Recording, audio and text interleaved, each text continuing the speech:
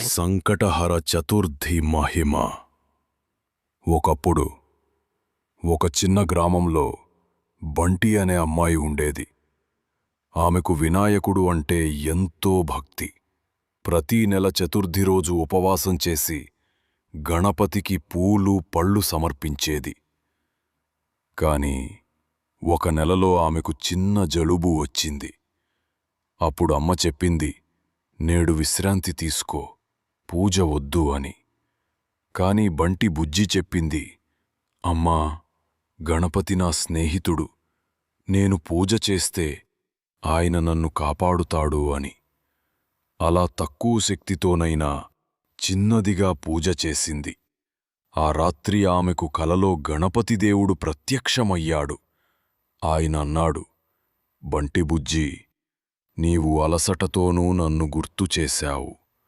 అందుకే నీకు నా ఆశీర్వాదముంటుంది. నీ ఇంట్లో ఎప్పుడూ సంకటాలు రాకుండా కాపాడుతాను అని.